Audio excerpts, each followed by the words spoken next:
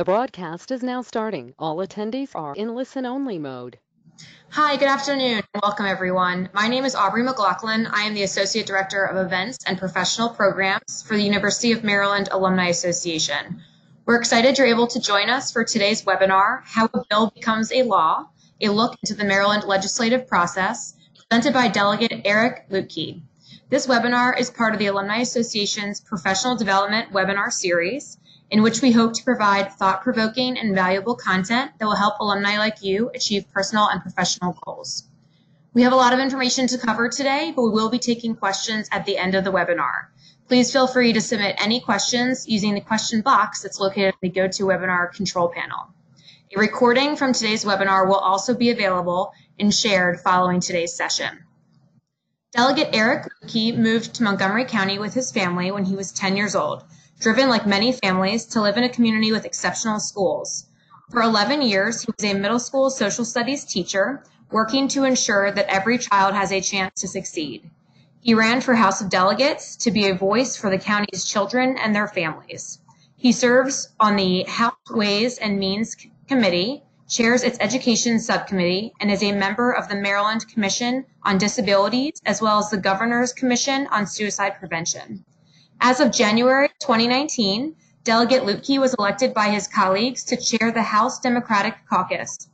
Eric has advocated for educational innovation, worked to expand across to healthcare and economic opportunities, and has been a strong voice for the environment and animal rights issues. He currently lives in Burtonsville with his son, Colin. And now we'll get started. Eric, take it away. Yeah, thanks. I appreciate it. And thanks to everyone who's participating. I was not just a teacher, but I was a social studies teacher. So any chance I get to talk about government, I kind of geek out a little bit. I love doing this stuff.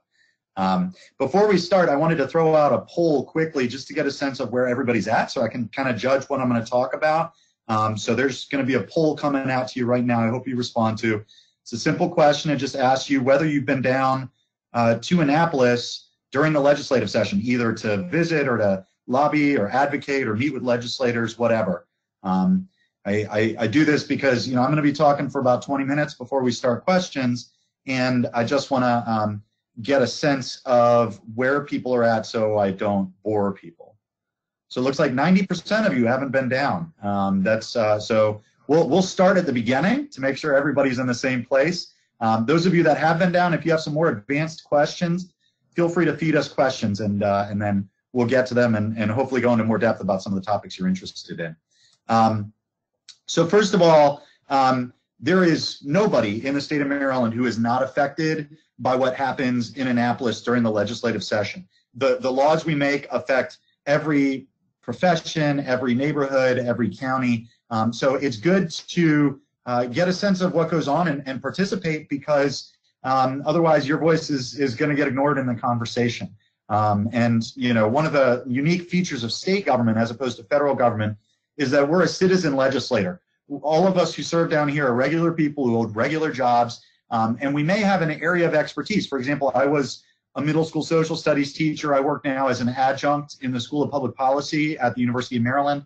But that doesn't mean I know very much about, for example, healthcare or running a small business. And we rely on regular people to come down, talk to us, explain to us what's on their mind, what's affecting them, what they'd like us to change.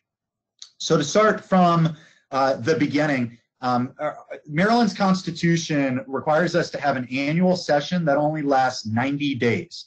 So if you think of Congress as a comparison, Congress meets year-round.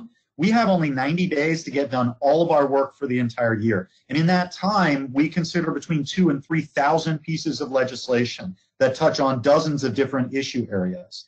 Anything that doesn't get done by literally exactly midnight on sine die, which is the last day of session, when that clock strikes midnight, we gavel out of session and your bill's dead for the year. You're done for the year. So, it's kind of a race to the finish. When we kick off the session in January, we have to try to hurry to get our bills through the process and on the governor's desk before sine die. Because if we don't, we have to wait till, 2020. Now, our legislature, just like Congress, is bicameral. We have two houses, a Senate and a House of Delegates.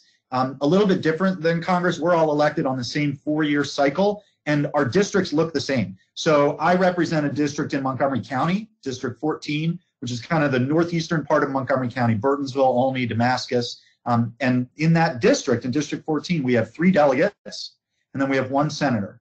And we all represent the same constituents. We're all represented at the same time for the same term. Because of that, there's not quite as much difference between our House members and Senate members as there is in Congress, where things are a little bit different.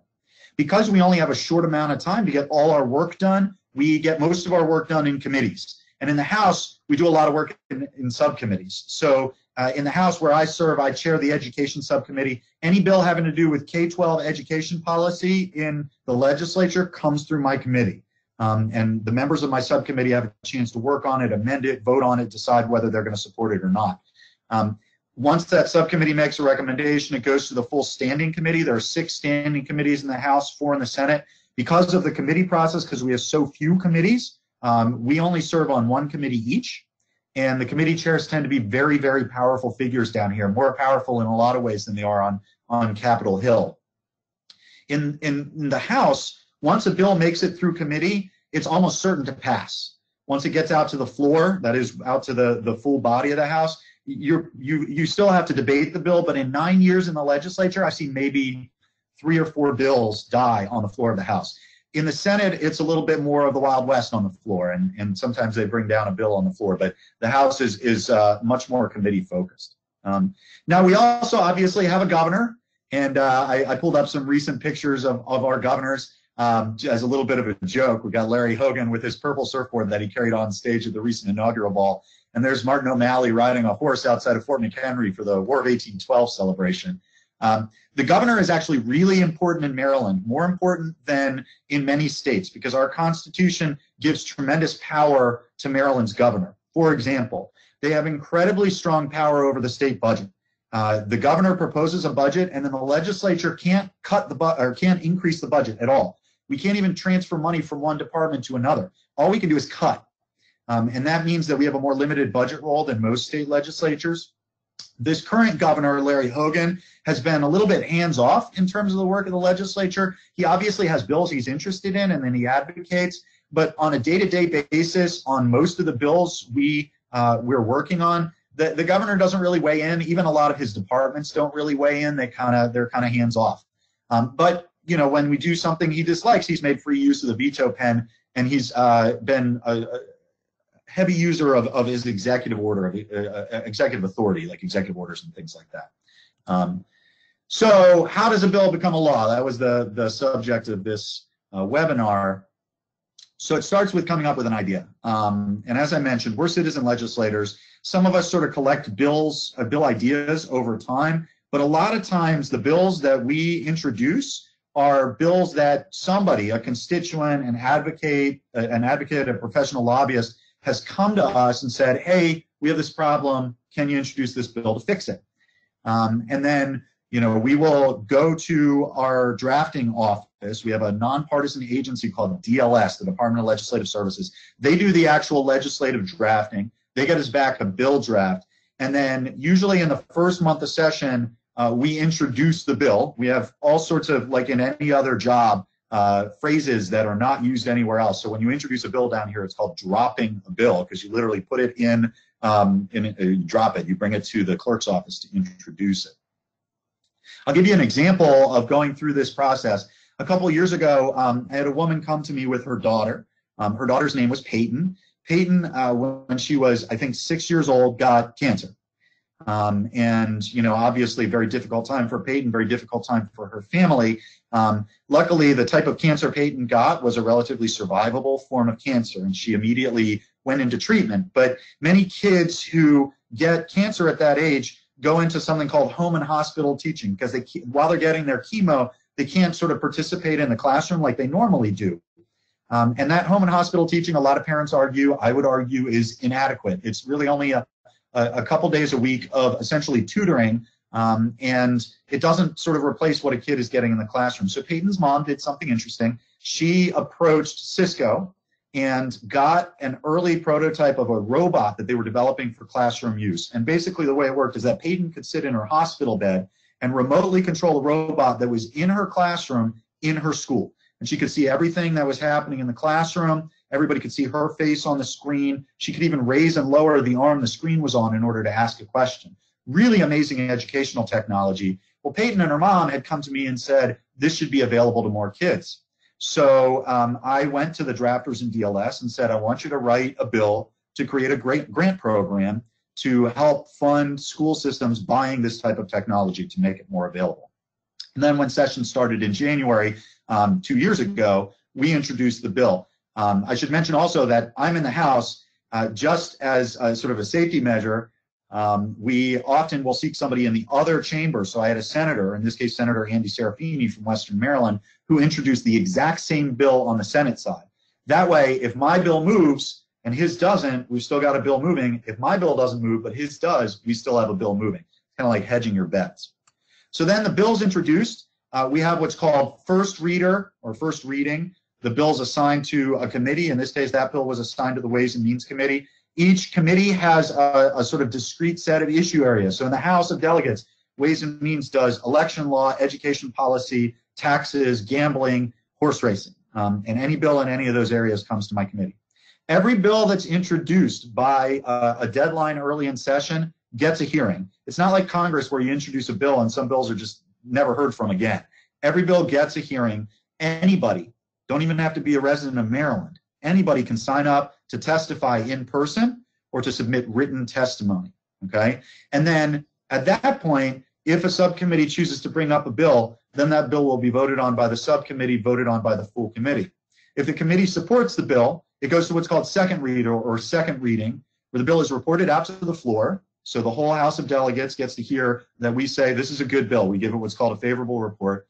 At that point, members of the House will ask questions or they will offer floor amendments, try to amend the bill, change the bill in some way. And there's no formal vote taken at the end of second reader. It's sort of a pro forma thing that it passes on to third reader. Third reader happens a couple days later. And at that point, there's a final vote, a recorded vote on the piece of legislation. So once you've done all of that complicated process, you have to start all over again, because at that point your bill crosses over, it goes to the other chamber. In my case, it goes from the House over to the Senate, and then we have to go through the whole process again on the Senate side. And so that often, the crossing over part happens towards the end of the legislative session in late March and early April. We usually end by the second week of April. A couple other things to mention. The budget is a very powerful tool. And this is something that it takes people a long time to figure out in Annapolis. It takes advocates a long time to figure out, but you can often get done exactly what you want to get done through legislation through the budget. For example, I happen to rely more on legislation because I'm on the Ways and Means Committee, a policy committee, instead of a budget committee. But I probably could have gotten that same bill introduced in the budget instead of a piece of legislation.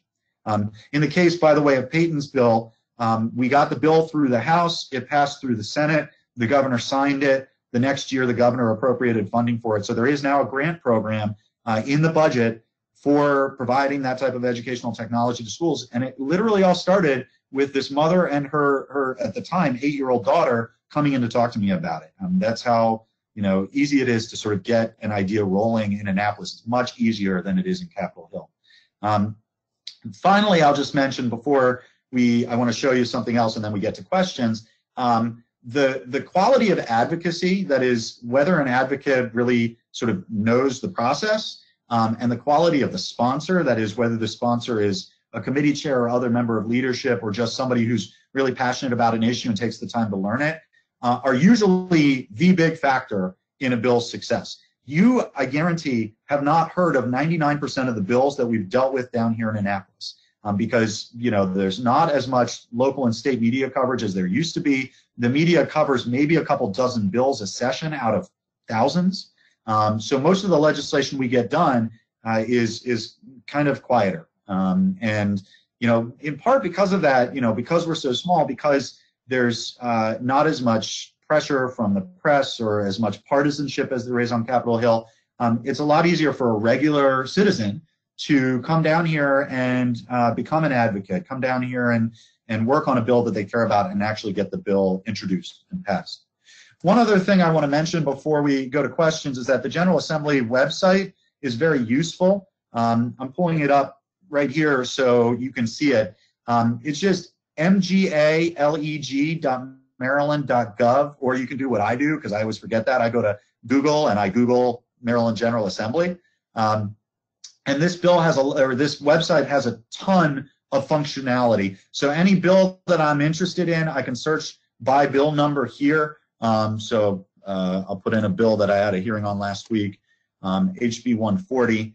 And then once you pull up the bill, if you go to documents, you can look at the actual text of the legislation. You can look at the fiscal analysis that our Department of Legislative Services writes. There are, once the bill is actually voted on, you can see voting lists here. So a ton of information available. It has a bill tracking function. You can look for individual legislators, and if you click on these, you'll get a bio and their contact information, a list of all their bills they're introducing. So a whole lot of functionality that you can access on this website. And that's sort of a quick, 15-minute introduction to how a bill becomes a law in Annapolis. But right now, I'd love to take any questions you have on any topics. Shoot them at me. Great. Thank you so much, Eric. We do have a couple of questions just to get us started. So can you talk a little bit more in depth on the difference in the budgetary process versus the policy process?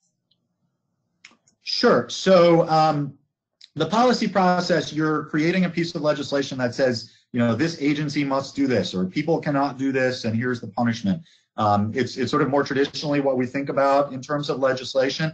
In Maryland, unlike Congress, so Congress, if there's a bill, there can be tons of amendments added that have nothing to do with the topic of the bill, right? In Maryland, we're not allowed to do that by the Constitution. So every bill is supposed to be a discrete topic that it affects.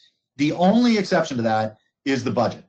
And the budget obviously covers all the costs of the state of Maryland, including federal funds, state funds, what are called special funds, which are revenue sources that are dedicated to specific things. The Maryland state budget's about $40 billion. It's fairly, big. And in that, not only are there appropriations of certain amounts of money for certain purposes, in every different possible issue area you can think of, but there's what's called budget language, which is sort of a backdoor way of doing some policy. So if there's, for example, a piece of information I want from a state agency and the state agency isn't providing it, then I can write in budget language and try to get it into the budget that says, this amount of funding the state agency is not allowed to use until I get an answer to my question, right? We can also place restrictions on how money is used. So the budget is extraordinarily powerful. You can, not only is it, a question of appropriations, and budgets are moral documents and they help fund all the things we need to do in state government, but you can do some policy through it if you're kind of savvy and you are creative in how you're trying to get that policy done. Great, thank you. How would you suggest getting an issue addressed that probably would be under the jurisdiction of multiple committees? So for example, like addressing the opioid crisis requires both law enforcement as well as healthcare, housing, etc. Yeah, so it's a great question. And what I would do is I would sit down with a legislator and walk through what you want to do with them. With a big issue like fighting the opioid crisis, we don't just introduce a single bill that's, or it's very rare and usually driven by the governor or the speaker or the president of the Senate. When we do it, it's very rare for us to introduce a bill that addresses a whole lot of parts of an issue all at once. What we'll do instead is pick off a certain part. So for example, how do we do a better job with drug education in schools to prevent teenagers from trying out pills in the first place, because that's often a first step towards opioid addiction, right? Kids will swipe their, parents or grandparents' leftover prescriptions. When those run out, they'll buy some off of somebody at school, and eventually they're switching on to heroin, or fentanyl or any of these other awful things. So that bill, because it's education related, would come to Ways and Means because it's education policy. If instead I was looking at expanding the number of beds available in substance abuse treatment programs, that might go through Health and Government Operations or Appropriations. So, it's really, we tend to break big issue areas down into pieces, Those pieces, it's much easier to assign to a committee.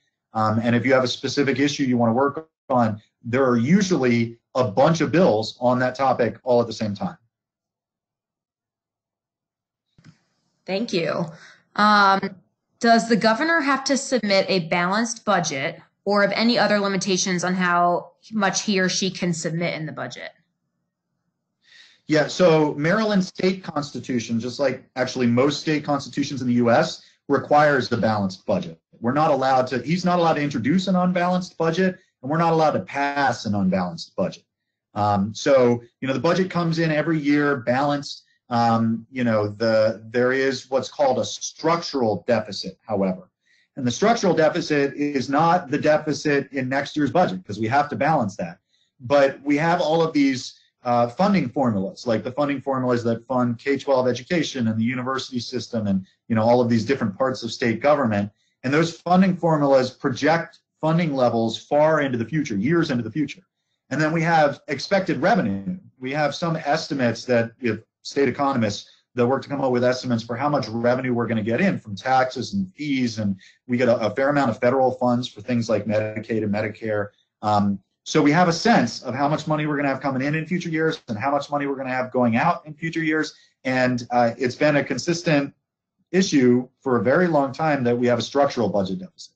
So Governor Hogan, his budget this year that he introduced was mostly balanced. There was one little technical issue that led to it being slightly unbalanced, but that wasn't intentional by the governor. So it's mostly balanced, but in the out years, a few years out, like 5 years from now, we're projected to have something like $1 billion budget deficit. And so we do work ahead of time to try to close that future structural budget deficit. So the short answer is yes, we have a balanced budget. The long answer is more complicated than that. Great. How do citizens testify in Annapolis? It's super easy. And first of all, we love when regular people come down to testify.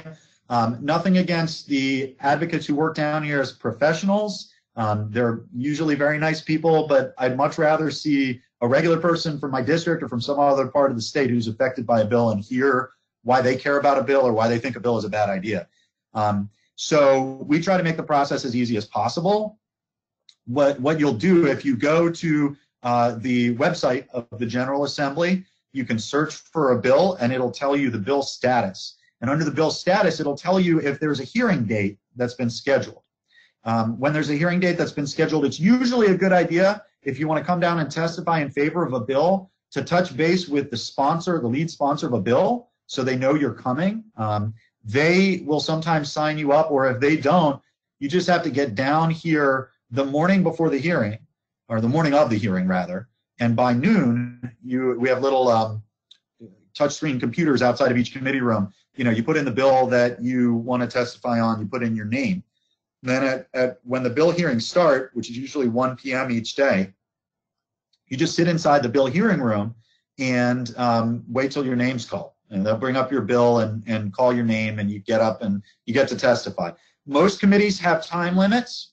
Usually it's 2 or 3 minutes, so you want to keep your testimony relatively short. You can also, if you want to talk more about the topic, you can submit written testimony. You can also try to call or email or visit the legislators on the committee individually to talk to them about it. I will warn you that particularly on issues that are controversial, those hearings can go very long. So on a normal day in my committee, I'm sitting in hearings from 1 p.m. until 4:30, 5 o'clock. I've had hearings that have gone until 10 p.m.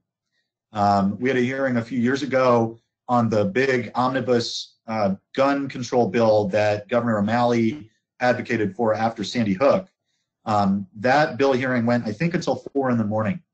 On less controversial bills, the hearings tend to go much more quickly because not as many people want to show up and testify. And then, once you've testified on a bill, obviously that's not the end of it. A lot of times a legislator will ask you a question. If you don't have, and this is just a piece of advice, anytime you're advocating with a legislator or testifying, if you don't know the answer to a question, there is no shame in saying, I don't know the answer, I'll get back to you. And then make sure you get back to them. So you might have some follow-up to provide. You might have more information that comes to mind as the hearing is going on and you're listening to what's happening. And you may have legislators reach out to you. But I will tell you that the advocates, the citizen advocates that are most effective down here are very persistent, right? They're people that develop relationships with the legislators. They talk to them as often as they can.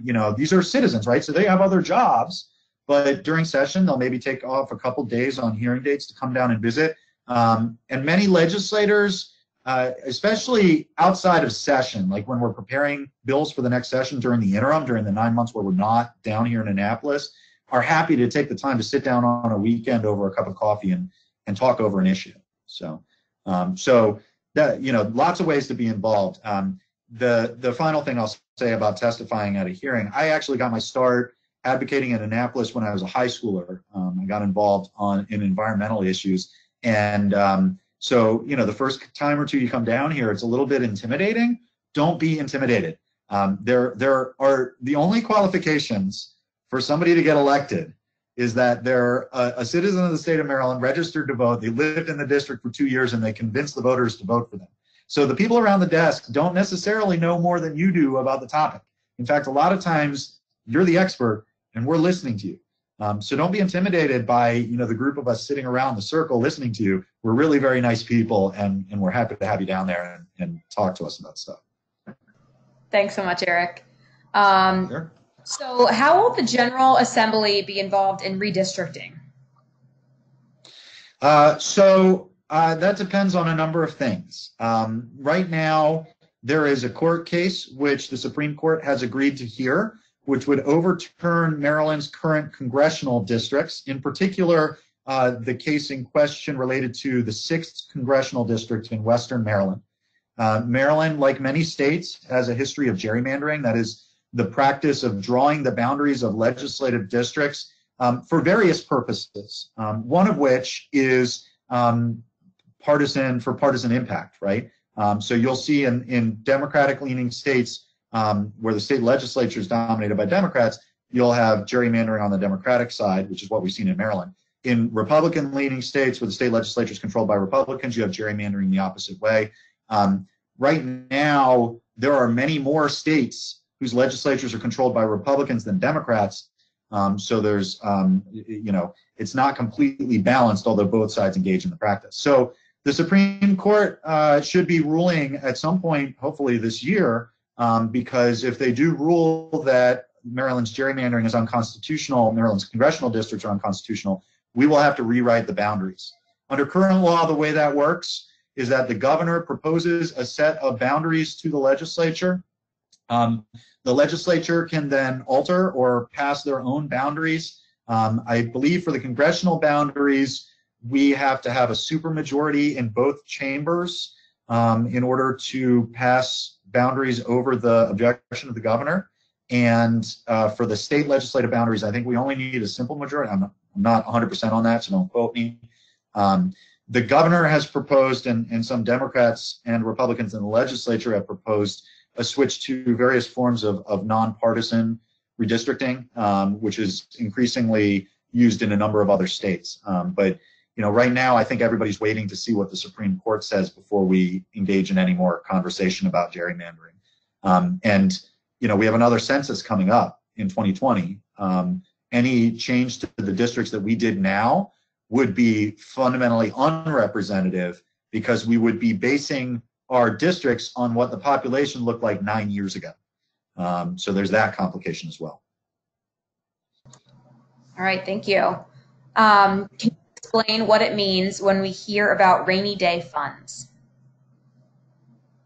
Yeah, so Maryland, like all other governments and corporations and large institutions like the University of Maryland, needs to have backup money, right? Just like a lot of you, I'm sure, have an emergency fund bank account that you keep in case something goes wrong and you don't have the money coming in that you need. Like, let's say there's a federal government shutdown, for example.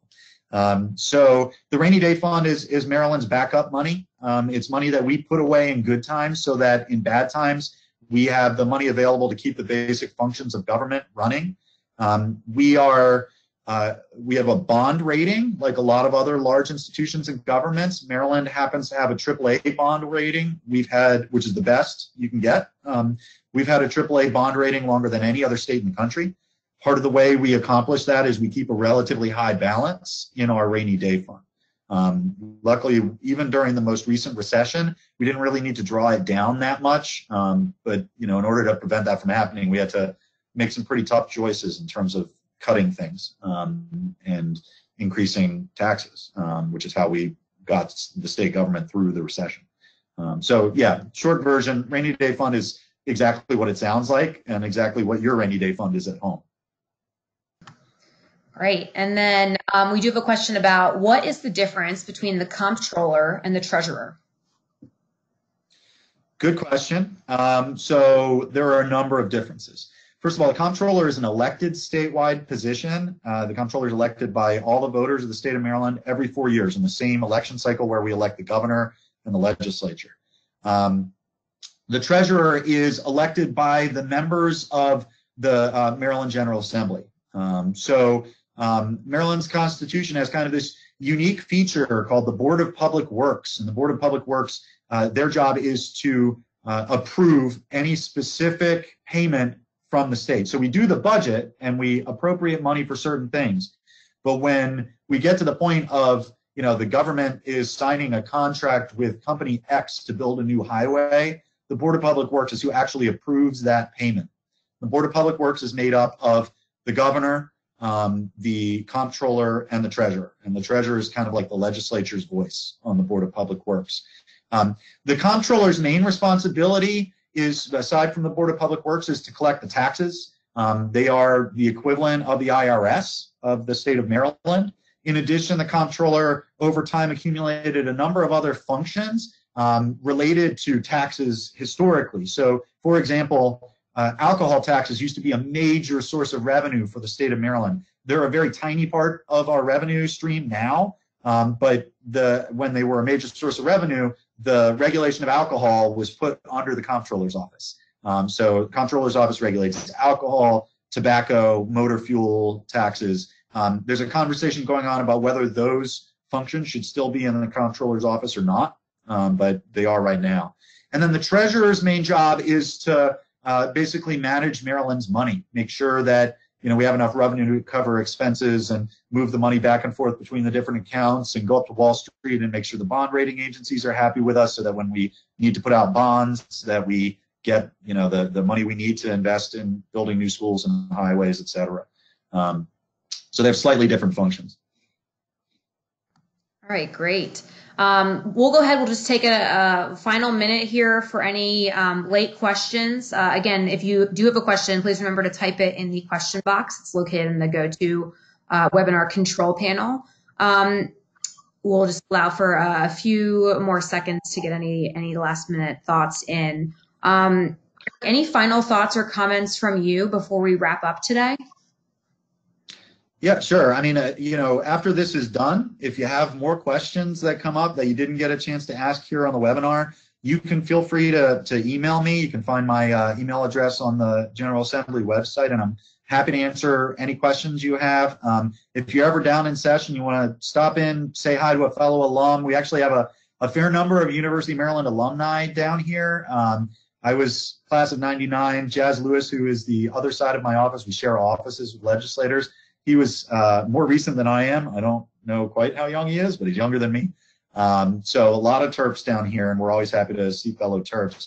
The Alumni Association also regularly runs different events down here to help advocate for campus. In fact, we just had some folks from campus down last week talking about some of the capital needs on campus. And if you care about the university and you want the university to continue on the great path it's been on in terms of building its programs and building its national reputation, your advocacy is really helpful. It makes a huge difference for legislators to see, regular successful Marylanders like you who went to College Park and, want College Park to continue to be a great place. So if you hear about those opportunities from the Alumni Association, make sure you come down, make sure you stop by and say hello to me. Any other questions? Yes, it looks like we just had one final question. Is there a schedule on what events different groups are having during the session, and where can they find that? You mean, I assume that's talking about, so anything that's a formal General Assembly event from any of our committees, work groups, caucuses, any of that you'll find on the General Assembly website. There is also, and I get it in paper form, I know it's somewhere on the website, I don't remember exactly where, a list of all events that members of the legislature have been invited to. That's like an ethics thing, so people can check to make sure we're not getting, like, bought by corporations hosting dinners for us every night. But other than that, you really have to reach out to the individual organizations and ask, what are the events that you do during session. If you're a member of an advocacy group of some kind, most of the advocacy groups in the state will have a lobby day sometime during session where they will invite their members to come down and talk to us about various issues. And we have lobby days on every possible issue you can imagine, from professional organizations, like just last week we had the pharmacists down, to environmental advocacy groups like the Sierra Club, to business groups. I mean, all of these groups have lobby days. You just have to sort of reach out and ask them when are they hosting their lobby day. Great, thank you so much. It looks like we covered all of our questions today. As Eric mentioned, we do at the University of Maryland have a couple of events. One in particular is coming up in 2 weeks, actually. It's called TERP Advocacy Day. It's happening on Monday, February 25th. Following this webinar, I'll be sending a follow-up email to everyone that's on today that will include a recording of today's session, but will also include information on that event as well as some upcoming events as well, just to see. And if that's of interest to you, we'd love to have you. It's a great event, and it should be a fantastic time. So once again, I just want to thank you so much, Eric, for joining us today and for sharing your knowledge. And I want to thank everybody else that's on and participating today. Thank you so much for joining us, and have a wonderful day, and go Terps. Thanks. Have a good one. Go Terps.